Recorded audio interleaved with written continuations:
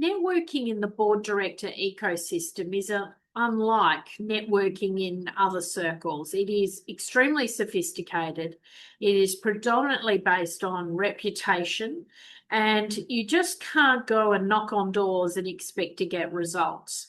And when I'm working with clients who are engaged with me to build out a board portfolio, we put a lot of focus and emphasis on being connected to the right person at the right time, introduced through the right people, because all of those things matter.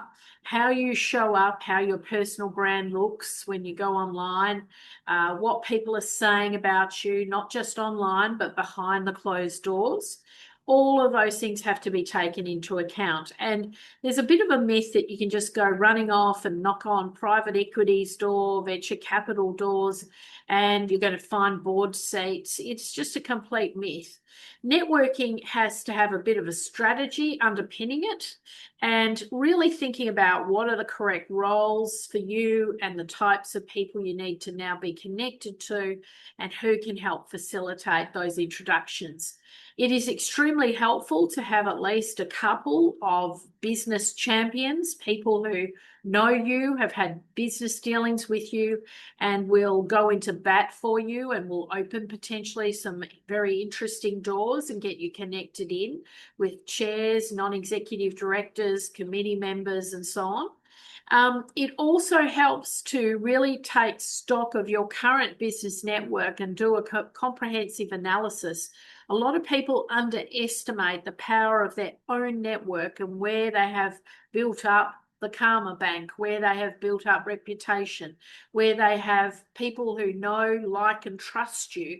And, it can come in interesting ways. So, for example, if you did a bit of an analysis of who you go to your barbecues with, you may find that there's a personal assistant to the chairman of XYZ in your inner sanctum. You may find that there is, a colleague who his boss is on a board of a particular company. So you've got to always look within your circles, your inner sanctum, the circle beyond that, your LinkedIn networks. You need to do some analysis of where your circle of influence sits, because wherever possible, you've got to get brave. You need to leverage that inner sanctum, the people who know and trust you, because they will deliver the quickest and the most comprehensive results for you. When you approach your network, it's really important that you're very clear with your messaging. You can't just go out and ask for favors. You need to make sure that the person who's going to go into bat for you is comfortable to do it, understands what the benefit would be to both parties if they arranged a meeting of the minds, and that it's done in a really professional way, because everyone wants to protect their reputation in their ecosystem. Nobody wants to introduce someone and be let down by that introduction. And one of the things that I see happen a lot in the board ecosystem is people are takers, not givers.